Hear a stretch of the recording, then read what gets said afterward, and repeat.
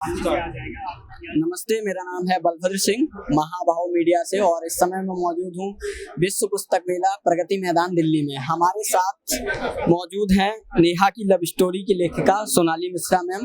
आपका स्वागत है महाभाव पर। मैं आपकी पुस्तक पढ़ रहा था तो मैंने इसमें देखा कि लव जिहाद को आपने फिक्शनल तरीके से लिखा है।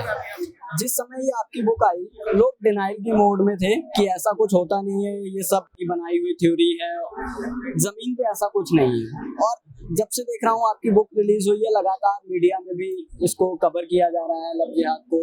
अभी हाल में श्रद्धा जैसा केस आया, तो आपको ये विचार कैसे आया कि इस पर मुझे एक पुस्तक लिखनी चाहिए, और वो भी एक फिक्शनल पुस्तक?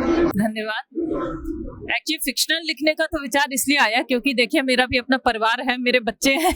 हमें कोई ऐसी पुलिस सिक्योरिटी नहीं मिलती है कि हम लोग तथ्यों को लेकर बहुत ज्यादा कर सके। लेकिन समस्या तो है, आज से नहीं है, बहुत सालों से है। निकिता तोमर की जिस दिन मर्डर हुआ था, है ना, उस दिन से मुझे लगा था कि कुछ तो भयानक समस्या है। निकिता तोमर के मर्डर ने मुझे बहुत, जैसे कहते हैं ना, एक चेतना को झकझोरना। वो रात को मतलब सुबह 10:30 बजे धूप में कोई लड़की को ऐसे मार सकता है। उसके मुझे रियलाइज हुआ कि क्या कल्चरल है, इसको लेके क्या एक बाउंडेशन होती है भाई, कि आपको मेरे प्रस्ताव को मानना ही है। अगर आप मेरे प्रस्ताव को नहीं मानोगे, माने किस तरीके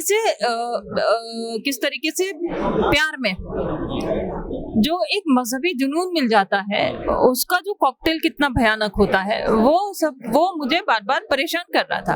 और एट द सेम टाइम जो ये प्रॉब्लम है वो हमारी सोसाइटी की है, वो कहीं बाहर से एक्चुअली नहीं है। तो इस पुस्तक को भी लिखते समय आप देखिए कि मैंने अधिकतर अपने ही समाज की बात की है ना। हम कहाँ से लैक हो रहे हैं, हमारी कमियां क्या क्या है, उसी को लेकर मैंने ये पूरी बात की है। और जब सही कह रहे, जब आई थी तो डिनाइल मोड में थे, लोगों को ऐसा लगता था कि ऐसा कुछ होता ही नहीं है। फिर एक वो जो अंकिता शर्मा वाला जो केस हुआ झारखंड वाला, जो आपको पता होगा, जिसमें शाहरुख ने जला दिया था।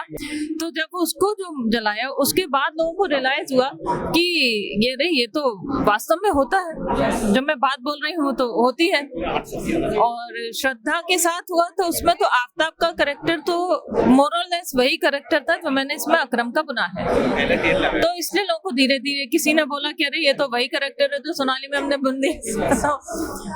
तो बस ऐसे ही आइडिया है, महादेव की कृपा है। अभी आप बता रही थी, चाहे वो निकिता तोमर हो, अंकिता हो, या फिर अभी हाल में श्रद्धा हो, इसमें एक पूरा एक पैटर्न नजर आता है जो आपने अपनी बुक में उसके बारे में बात की है। अकरम से नेहा प्यार करती है और जब इनकार कर देती है, आखिरी अकरम जब उसको धर्म परिवर्तन के लिए कहता है और वो इस बात से इनकार कर देती है। ये फिलहाल में समाज में भी दिख रहा है कि ऐसे तमाम, लखनऊ में एक मामला आया इसी प्रकार का, जो आपने बुक में जैसा मेंशन किया है सेम वैसा ही, कि उसने इनकार किया और उसको चौथी मंजिल से फेंक दिया गया और उसकी मृत्यु हो गई। तो इसका क्या कारण आपको लगता है कि ये क्यों होता है? मुझे कहीं ना कहीं ऐसा लगता है, जो मैं हिस्ट्री पढ़ती गई, इतिहास पढ़ती गई, तो एक जो मजहबी वर्चस्व जो कायम करने के लिए किया जाता है। और आप देखिए कि कोई भी जब जेनोसाइड होता है तो उसमें टारगेट लड़कियों को बनाया जाता है पहले, है ना। आप और लड़कियों को आप कैसे बर्बाद कर सकते हैं, ये भी हम सबको पता है कि कैसे लड़कियों को बर्बाद किया जा सकता है। आप लड़कियों को बर्बाद करने के लिए उनका मर्डर जरूरी नहीं है ना। तो इसलिए मुझे लगता था कि कहीं ना कहीं ये हमारा जो, और उसके बाद जब मैंने कल्चरल जेनोसाइड की थ्योरी पढ़ी, वो तो कल्चरल जेनोसाइड की थ्योरी तो मैंने तब पढ़ी जब मुझे किसी ने बोला कि ये जो तुम्हारी पुस्तक है ये कल्चरल जेनोसाइड का प्रैक्टिकल डिस्क्रिप्शन है। मैंने कहा कल्चरल जेनोसाइड ये क्या होता है?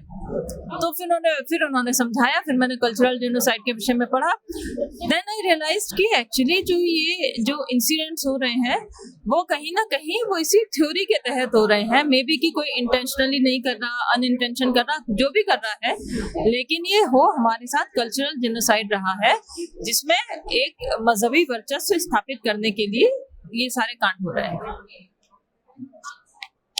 हमारे मन में जो भी विचार आते हैं या हम जो लिखते हैं, उसमें कहीं ना कहीं हमारा जो बैकग्राउंड रहा होता है उसका एक रोल होता है, या जो हम पढ़ते हैं उसका एक बड़ा रोल होता है। तो आप थोड़ा सा अपने बारे में बताइए कि आपको ये इस पुस्तक के बारे में आपका कैसे जुड़ाव रहा है, कैसे इस प्रकार के विचार आए आपको, इस तरह से आपको लिखना चाहिए। तो आप अपने बारे में थोड़ा सा बताइए।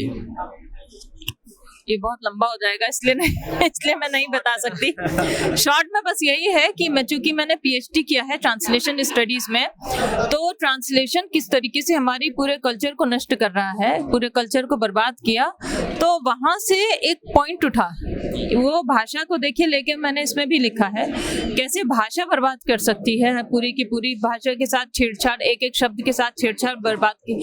जो भी कुछ आया मेरा रिसर्च के माध्यम से ही आया, उसके अलावा उससे पहले मैं प्रगतिशील 60% में प्रगतिशील थी, 40% इधर की थी।